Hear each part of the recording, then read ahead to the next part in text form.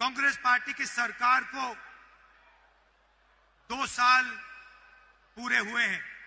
कर्नाटक राज्यದಲ್ಲಿ ಕಾಂಗ್ರೆಸ್ ಸರ್ಕಾರ 2 ವರ್ಷದ ಅವಧಿನ ಈಗ ಪೂರ ಮಾಡಿದೆ। और हमने चुनाव के समय आपसे वायदे किए थे। ನಾವು ಕೂಡ ಚುನಾವಣೆಯ ಸಂದರ್ಭದಲ್ಲಿ ತಮ್ಮೆಲ್ಲರಿಗೂ ಕೂಡ ಹಲವಾರು ಆಶ್ವಾಸನೆಗಳನ್ನ ಕೊಟ್ಟಿದ್ದೆವು। 5 गारंटी देने के वायदे किए थे। 4 ಗ್ಯಾರಂಟಿಗಳು ಕೊಡುವಂತ ನಿಮಗೆ ಆಶ್ವಾಸನೆ ನಾವು ಕೊಟ್ಟಿದ್ವು। बीजेपी के लोगों ने कहा कि कांग्रेस पार्टी ये काम पूरा नहीं करेगी।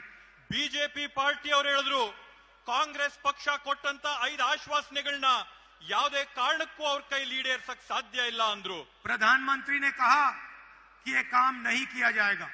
ಪ್ರಧಾನಮಂತ್ರಿ ನರೇಂದ್ರ ಮೋದಿಜಿ ಅವರು ಹೇಳಿದ್ರು ಈ ಒಂದು ಕಾರ್ಯಕ್ರಮನ ಕಾಂಗ್ರೆಸ್ ಪಕ್ಷ ಅನುಷ್ಠಾನಕ್ಕೆ ತರಕ್ಕೆ ಸಾಧ್ಯವಿಲ್ಲ ಅಂತ ಹೇಳಿ।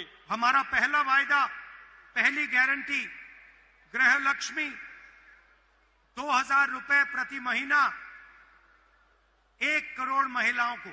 ನಮ್ಮ ಮೊದಲನೇ ಆಶ್ವಾಸನೆ ನಾವು ಕೊಟ್ಟಂತ ಮೊಟ್ಟ ಮೊದಲನೇ ಗ್ಯಾರಂಟಿ ಗೃಹಲಕ್ಷ್ಮಿ ಯೋಜನೆಯನ್ನ ನಾವು ಘೋಷಣೆ ಮಾಡಿ ಕರ್ನಾಟಕ ರಾಜ್ಯದಲ್ಲಿರ್ತಕ್ಕಂತ 1 ಕೋಟಿ ಕುಟುಂಬಗಳ ಮಹಿಳೆಯರಿಗೆ 2000 ರೂಪಾಯಿನ ಪ್ರತಿ ತಿಂಗಳು ಕೊಡುವಂತ ಘೋಷಣೆ ಮಾಡಿದ್ವು। आज मैं खुशी से कह सकता हूं कि करोड़ों महिलाओं के बैंक अकाउंट में कर्नाटका की सरकार ये पैसा डालती है। ಇವತ್ತು ನಾನು ಅತ್ಯಂತ ಸಂತಸದಿಂದ ಹೇಳ್ತಾ ಇದ್ದೀನಿ, ಕರ್ನಾಟಕ ರಾಜ್ಯದ ಕಾಂಗ್ರೆಸ್ ಸರ್ಕಾರ ಕೋಟ್ಯಾಂತರ ಹೆಣ್ಣು ಮಕ್ಕಳ ಖಾತೆಗಳಿಗೆ ನೇರವಾಗಿ 2000 ರೂಪಾಯಿ ಪಾವತಿ ಮಾಡ್ತಾ ಇದೆ ಅಂತ ಹೇಳಿ।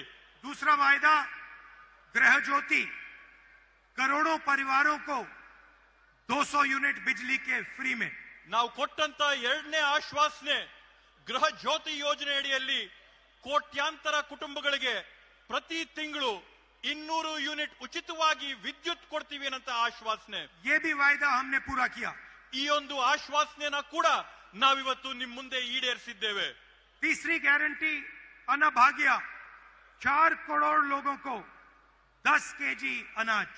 ಮೂರನೇ ಆಶ್ವಾಸನೆ ನಾವು ಕೊಟ್ಟಂತದ್ದು ಅನ್ನಭಾಗ್ಯ ಯೋಜನೆ ಅಡಿಯಲ್ಲಿ 4 ಕೋಟಿ ಪಡಿತರಿಗೆ 10 ಕೆಜಿ ಅಕ್ಕಿನ ಪ್ರತಿ ತಿಂಗಳು ಕೊಡುವಂತ ಆಶ್ವಾಸನೆ ನಿಮಗೆ ಕೊಟ್ಟಿದ್ವು। और आज कर्नाटक में करोड़ों परिवार को ये अनाज मिलता है। ಇವತ್ತು ಕರ್ನಾಟಕ ರಾಜ್ಯದಲ್ಲಿ ಕೋಟ್ಯಾಂತರ ಕುಟುಂಬಗಳು ಇವತ್ತು ಈ 10 ಕೆಜಿ ಅಕ್ಕಿಯ ಸೌಲಭ್ಯನ ಪಡ್ಕೊಳ್ತಾ ಇರ್ತಕ್ಕಂಥದ್ದನ್ನ ನಾವು ನೋಡಿದ್ದೇವೆ। चौथा वायदा शक्ति योजना, जिसमें हमने गारंटी करके कहा था कि महिलाओं को बस में जाने के लिए पैसा नहीं देना पड़ेगा, महिलाएं फ्री में बस में घूमेंगी। ನಾವು ಕೊಟ್ಟಂತ 4ನೇ ಆಶ್ವಾಸನೆ ಶಕ್ತಿ ಯೋಜನೆ ಇತ್ತು। ಶಕ್ತಿ ಯೋಜನೆ ಅಡಿಯಲ್ಲಿ ಕರ್ನಾಟಕ ರಾಜ್ಯದಲ್ಲಿರ್ತಕ್ಕಂಥ 3.5 ಕೋಟಿ ಹೆಣ್ಮಕ್ಳು ಬಸ್ಗಳಲ್ಲಿ ಉಚಿತವಾಗಿ ಪ್ರಯಾಣ ಮಾಡಂತ ಒಂದು ಸೌಕರ್ಯನ ನಾವು ಎಲ್ಲರಿಗೂ ಒದಗಿಸ್ಕೊಡ್ತೀವಿ ಅಂತ ಹೇಳಿದ್ವಿ। तकरीबन 500 करोड़ बस की ट्रिप्स कर्नाटक सरकार ने मुफ्त में दी हैं। ಇವತ್ತಿನ ಕಾಲಘಟ್ಟಕ್ಕೆ ಕರ್ನಾಟಕ ರಾಜ್ಯದಲ್ಲಿ 500 ಕೋಟಿ ಉಚಿತವಾದಂತ ಪ್ರಯಾಣಗಳನ್ನ ಕರ್ನಾಟಕ ರಾಜ್ಯದಲ್ಲಿರ್ತಕ್ಕಂಥ ಹೆಣ್ಮಕ್ಳು ಪೂರೈಸಿದ್ದಾರೆ ಅಂತ ಹೇಳಿ ಹೆಮ್ಮೆಯಿಂದ ಹೇಳ್ತೇವೆ। और 5वां वायदा युवा निधि स्कीम, जहां हम 3 लाख युवाओं को महीने का 3000 रुपए देते हैं। 5ನೇ ಯೋಜನೆ ನಾವು ಹೇಳಿದ್ದಂತದ್ದು ಯುವ ನಿಧಿ ಯೋಜನೆಯಲ್ಲಿ ಕರ್ನಾಟಕ ರಾಜ್ಯದಲ್ಲಿರ್ತಕ್ಕಂಥ 3 ಕೋಟಿ ಯುವಕರಿಗೆ ನಾವು ಪ್ರತಿ ತಿಂಗಳು 3000 ರೂಪಾಯಿಗಳನ್ನ ಅವ್ರ ಖಾತೆಗೆ ಪಾವತಿ ಮಾಡುವಂತದ್ದು। हमने आपसे कहा था कि हम कर्नाटक के गरीब लोगों के बैंक अकाउंट में पैसा डालेंगे।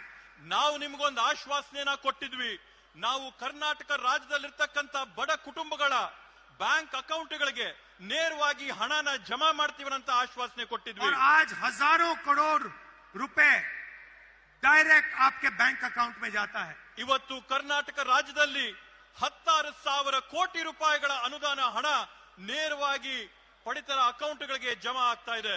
ये पैसा आप अपने बच्चों की शिक्षा में, अपने स्वास्थ्य में डाल रहे हो। ಈ ಒಂದು ನಾವು ಕೊಡ್ತಾ ಇರತಕ್ಕಂತ ಹಣನ ತಾವು ತಮ್ಮ ಮಕ್ಕಳ ವಿದ್ಯಾಭ್ಯಾಸಕ್ಕೋಸ್ಕರ, ತಮ್ಮ ಕುಟುಂಬಗಳ ಆರೋಗ್ಯಕ್ಕೋಸ್ಕರ ಈ ಎಲ್ಲ ಅನುದಾನಗಳನ್ನ ಹಣನ ಬಳಸ್ತಾ ಇರ್ತಕ್ಕಂಥದ್ದು ನಾವು ನೋಡಿದ್ದೇವೆ. और यही हम चाहते थे कि जो आपका धन है वो वापस आपके जेब में जाए. ಇದೇ ನಮ್ಮ ಮೂಲ ಉದ್ದೇಶ ಇತ್ತು. ತಮ್ಮ ತೆರಿಗೆಯ ಹಣ ಏನ್ ಸರ್ಕಾರಕ್ಕೆ ಬರುತ್ತೆ ಆ ತೆರಿಗೆಯ ಹಣ ಮತ್ತೊಮ್ಮೆ ನೇರವಾಗಿ ನಿಮ್ಗೆ ಹೋಗ್ಬೇಕು ಅನ್ನೋ ಉದ್ದೇಶ ನಮ್ದಾಗಿತ್ತು. बीजेपी चाहती है कि चुने हुए लोगों को हिंदुस्तान का पूरा धन मिले. ಬಿಜೆಪಿಯ ಉದ್ದೇಶ ಇರ್ತಕ್ಕಂಥದ್ದು ಈ ದೇಶದಲ್ಲಿ ಆಯ್ಕೆ ಮಾಡಿದಂತ ಕೆಲವೊಂದು ಕುಟುಂಬಗಳಿಗೆ ಮಾತ್ರ ಈ ದೇಶದ ಎಲ್ಲ ಸಂಪನ್ಮೂಲ ಆಸ್ತಿ ಸ್ವತ್ತು ಹೋಗ್ಬೇಕು ಅಂತೇಳಿ. और हम चाहते हैं कि कर्नाटक की जनता के जेब में, गरीब जनता के जेब में, पिछड़ों, दलितों, आदिवासियों, इनके जेब में सीधा पैसा जाए.